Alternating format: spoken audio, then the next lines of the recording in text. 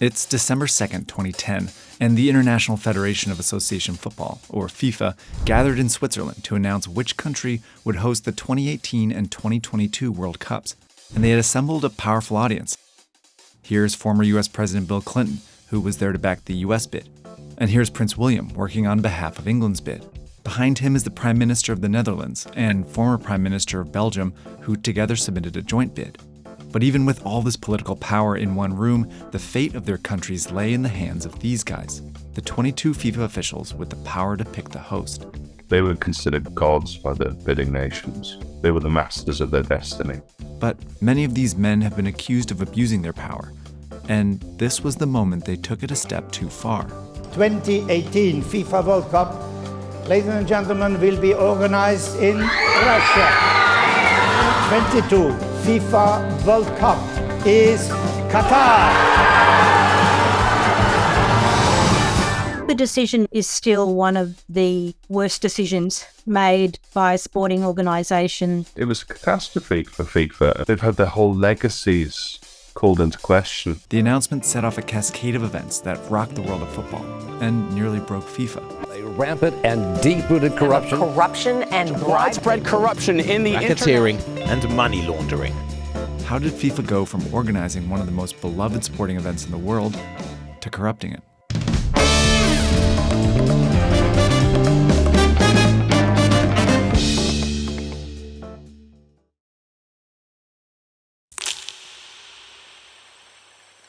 Ready. In the early 20th century, football was already super popular, mainly in Europe and South America, where national teams had begun playing each other. So a group of officials in France formed FIFA in 1904 to oversee these competitions and promote the sport. In 1930, inspired by the Olympics, they decided to start their own tournament. The first question was, who would host it? Out of FIFA's 44 member countries at the time, 6 placed bids to host it. FIFA's Congress, made up of one representative from each country, was put in charge of voting for a winner. But really, this vote was a facade. So there was no bid contest as such. It was effectively decided behind closed doors by a bunch of committee men. Eventually, FIFA awarded Uruguay the rights to host the first World Cup, and it was a fitting place to do it. Uruguay had just won the last 2 Olympic gold medals in football, but it also agreed to pay for a lot, including the travel expenses of other teams, and share the profits with FIFA. In July 1930, 13 teams came together to play. Uruguay beat Argentina in the finals, and FIFA made a solid profit, mostly from ticket sales. The World Cup was a success. Over the next couple of decades, FIFA decided to rotate the tournament between Europe and South America.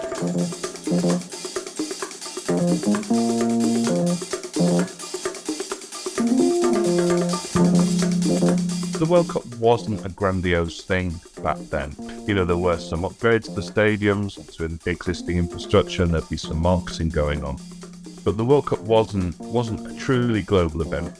That all changed when it went on TV. I am very pleased that this country is acting as host for the finals of the World Cup. Once the whole world could watch the tournament, the host nation became much more visible, leading many more countries to want to host one. In virtually every country, football has now such a following that no government can afford to ignore it.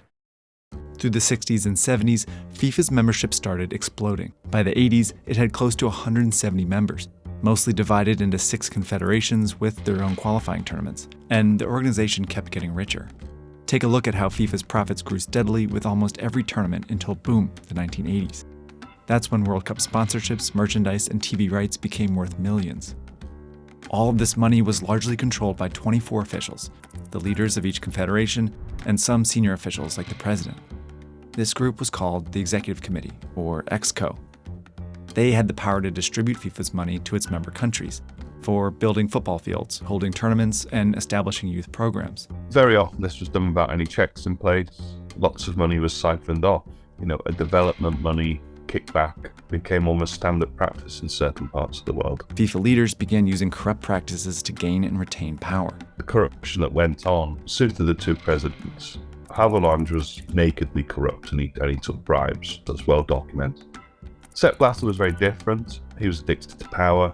There was a cabal of nakedly corrupt committee men within FIFA, and Mr. Blatter ignored their excesses because he relied on their support to keep himself in power. It was in this culture of corruption that FIFA in 1964 decided to take the vote away from Congress and give it to Exco, meaning that to host a World Cup, countries only needed to win the votes of a majority of Exco, just 13 of them. The fact that such a small body of men had such a powerful decision vested among them without any real checks and balances, it absolutely made corruption part of it. FIFA's corruption wasn't a secret, but they had moved their headquarters to Switzerland long ago, and that meant their finances couldn't really be traced to confirm corruption, at least for another decade. The 2006 World Cup bid was the most competitive in FIFA's history. It had previously begun accepting bids from countries outside of Europe and South America. It awarded hosting rights to the US in '94 and South Korea and Japan in 2002. For the 2006 World Cup, 5 countries wanted to host it, and for good reason. I think there's a huge amount of prestige that it brings to not just a country, but to the leadership of a country. It's sort of a step on the way towards nation building. With more and more countries desperate for World Cup prestige, FIFA found ways to play them off each other. The bidding countries spent millions of dollars on a 2-year gauntlet of PR events to impress FIFA, and tried to outdo each other by promising new stadiums, hotels, infrastructure, and lucrative TV offers. This became the well-known public-facing side of the bidding process. That was the start, I think, where the World Cup became really very heavily politicized. When the 2006 vote came to a close, Exco chose Deutschland. Thanks to one voter abstaining at the last moment. Journalists had later revealed that Germany had bribed at least 4 Exco members for their votes, including the official who abstained. It was the first publicly reported incident that revealed FIFA had another layer to its bidding process that involved cutting deals with Exco members under the table. Because of a lack of criteria that governed where the World Cup was going to go, the old men who sat on its executive committee were wined and dined and indulged for a significant period of time, and in some cases, quite handsomely remunerated. And it happened again for the 2010 World Cup bid, which South Africa won. Allegations would later emerge that it too had paid Exco members for their votes. This shadier side of the bid was becoming vital to winning, and in the next 2 bids, it would destroy the legacy of the World Cup. In the lead up to this announcement, FIFA had decided that the 2018 Cup would be in Europe. 4 bidders emerged. England, with its expansive infrastructure, was the heavy favorite. For the same reasons, the US was the favorite among 5 bidders for 2022. But of course, this was only part of what it took to win a World Cup bid. The countries that did win the vote that day were the ones who could pour the most money into all levels of FIFA's system.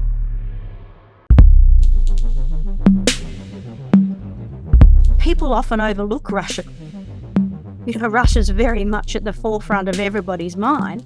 As long as someone like Vladimir Putin were behind it, then they were always going to be very competitive in that process. This is Bonita Merciades. She saw the World Cup bidding process from the inside while working on Australia's bid that same year. They had the capacity, they had the technical capability, they had the facilities. Russia pledged to spend $10 billion and the use of 16 stadiums. But equally important was the fact that they stacked their bid with rich, influential, and well-connected people.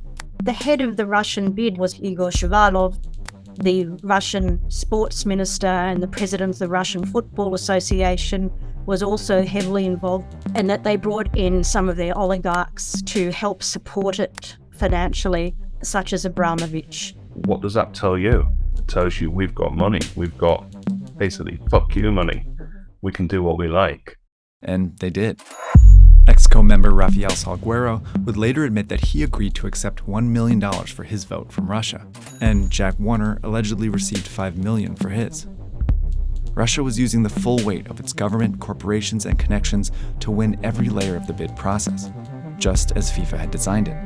And they weren't the only ones. The reason why I thought Qatar was always a possibility was this wasn't just about the World Cup for them.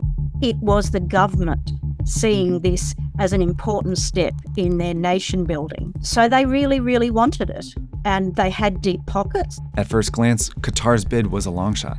It's a fairly small country with a football team that's never qualified for the World Cup. It was also too hot for football. Temperatures could reach 50 degrees in the summer.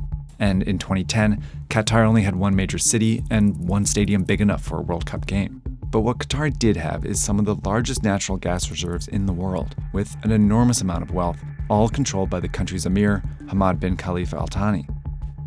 And they were willing to use it to win the 2022 bid. It pledged to spend an astonishing $200 billion on infrastructure and build 12 brand new air-conditioned stadiums, a bid other countries couldn't match. And they didn't forget about Exco. British journalists would later allege that a Qatari-owned company paid Warner around $2 million for his vote. There's also allegations that Qatar made payments to 3 other Exco members. But Russia and Qatar's advantages went beyond wealth. They were the only 2 authoritarian countries in the contest, meaning they were freer to work the shadier side of the bid. The Australian World Cup bid was very well funded as well, but it was all publicly funded, and every cent was meant to be accounted for. Maybe you could move stuff around spreadsheets and so on, but if you were going to engage in the dark arts, you had to be very, very careful. Whereas if you were coming from an authoritarian state, like Russia or like Qatar, you can do what you like. FIFA created a bidding process that would inevitably be won by the countries with the most cash and the least accountability. And the thing is, Russia and Qatar got away with it. But the scandals that followed nearly destroyed FIFA. Allegations emerged weeks after the 2010 vote. But it wasn't until 2015 that the FBI arrested several FIFA officials in Zurich and launched investigations into decades of FIFA's dealings.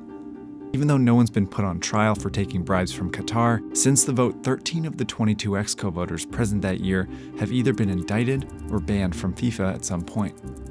Amidst these scandals, Sepp Blatter resigned in disgrace. So in 2016, in an attempt to clean up its act, FIFA gave Congress the power to vote on World Cup hosts once again. But the 2018 World Cup in Russia went on as planned, generating record revenue for FIFA. And Qatar is predicted to do the same. Are we comfortable with the human rights record of Qatar and Russia? Are we comfortable with what Russia is doing at the moment? That decision has been a great enabler for both those countries. It's a decision that just doesn't stand the test of time at all. They didn't get it right then, and it's not right now.